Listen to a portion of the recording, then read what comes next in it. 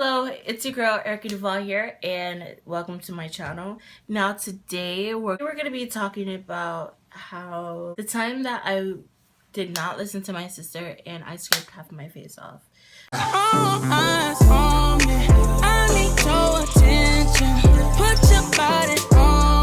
So when I was a kid, now it was back in the days where people love going outside, kids love staying out late playing manhunt, and then come back inside, eat dinner, take a shower, or finish your homework or whatever, and then go to bed and watch a little TV or something.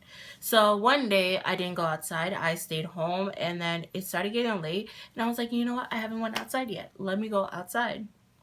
So it was me and my sister Whitney. It's always like with us when we're home. She was always watching me and stuff like that. And she was getting in the shower. She was like, don't go outside. I'm about to take a shower. You better not go outside. And of course, me being hard-headed, I went outside. Now, my friend across the street, a good friend of mine, she had this new scooter. I believe it was Barbie or something like that. It was Barbie. And she had a Barbie scooter, and she went to Orlando, and she let me, for my ride for the week since she was all the way up in Orlando. I'm riding the scooter, and then all of a sudden, everyone's not really outside. And I'm looking at Block A, Block B, and Block C. Now, Block A was down the block, and it was just like two girls and their sisters, and I played with them. And then Block B was so many kids, and it was a block down, and it was so fun. We played manhunt and everything. Like, everybody was there. And then Block C was the other side of Block B, and it was same thing, but not as much fun, and not a lot of people actually went outside a lot. Okay, this was before A even moved into the neighborhood. So before the girls moved into the neighborhood, by the way. So I went to Block C, and there was people from Block B, and I was confused, but some of them were like, they were like at least 2, maybe 3 years older than me, but we're all in elementary, so it wasn't nothing bad.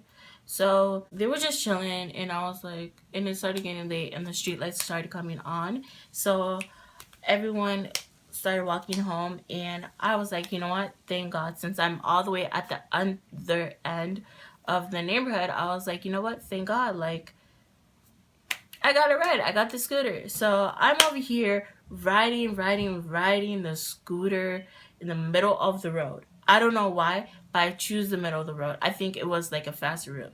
So right now I came from Block C.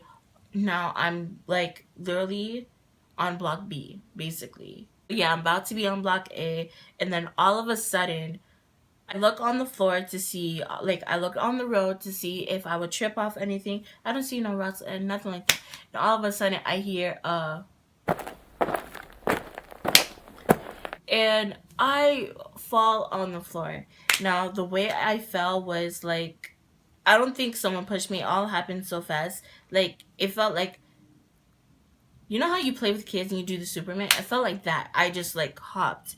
And I'm falling, like, forward or whatever, and I'm face down, so like I'm landing on my face, and all of a sudden it's like all of this, so, and it hurts. It's a burning sensation, like it feels like someone just took your skin and just ripped it off, honestly. So I'm crying, I get up, and this guy sees me, and he's just looking at me, and then he's with his suitcase, and then he goes to the car. And then I'm running home. So basically I'm on Block A right now, and my house is like, yeah, Block A. And then I left the scooter. I didn't care about the scooter, honestly. Like, I just fell off that thing. I'm worried about my face and if I'm still alive. And I feel like the reason why I think it was around Halloween, and this was like third grade, not second grade, like third grade. So I'm running, and then all of a sudden, I get home, I run upstairs, and my sister's finally out the shower. And she was looking at me like, what the fuck is this? And I'm looking at her like, ah. And then I look to the mirror, and I still live in the neighborhood. Like, this is my house. Like, the bathroom is right behind my room, so it's like, and I'm looking at the mirror and I see my face, and it looks like Freddy Krueger, or way worse than that, or whoever like the scary guy. It looks worse than that because it's real life. It's not no special effects.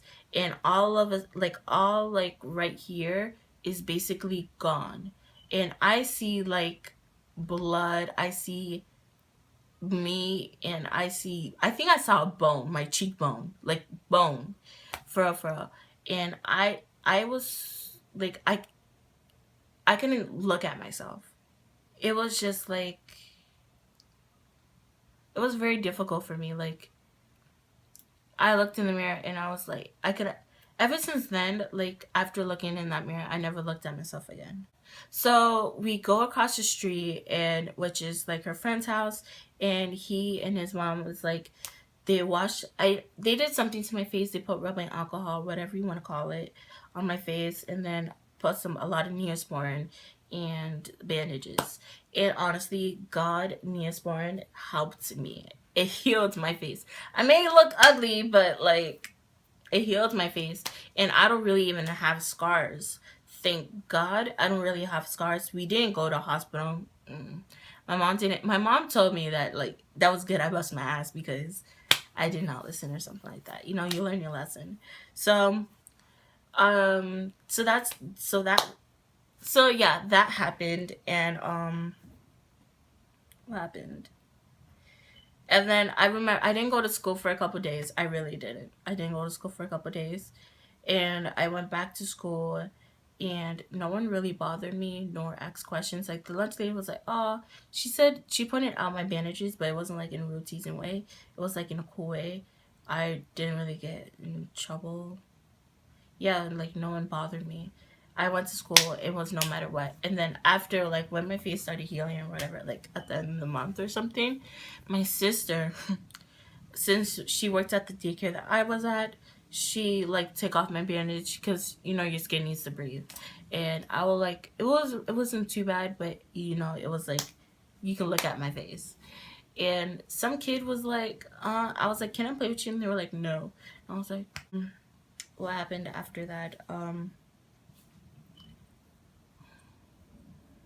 So yeah, and she kept on doing that. Like it was like at the end of the day, we did that, and I'll always get my bandages backed on my face. I'm thinking. So yeah, oh yeah, I looked at my face one of the day that the kid said no or whatever. She took it off, and the first time I looked at my face, now it wasn't like I didn't look in the mirror, but I looked at the tile because it was like blue tiles, and I saw my reflection. I was like, not that bad. But other than that, I never really looked at my face. I don't remember how. Like I remember how my face looked when I first saw it, but ever since then, like I don't think I ever looked at my face. And then, moral of the story, when someone tells you no, listen to them because you could learn your lesson. Speaking of the jumped, now 6 years later, my nephew, who was the same age as me when I was like doing that or whatever, he wanted to go outside. Me and my mom was like, no. And then he went and he bust his ass on the scooter. Now, here's the thing, right in front of the house. But it was his knee, and he scraped his knee. Like, and he was acting like me, but a little bit worse. And I'm over here and I'm like, listen, I scraped half of my face off on a scooter. You scraped your knee on a scooter, and you're making a big deal out of it because the fact that all of this was gone. For me, even today, I can't really ride a scooter. I will never ride a scooter like I did before. I can never trust a scooter like that. Having your face scraped off is a really rough thing. Hey, always been a savage. Hey,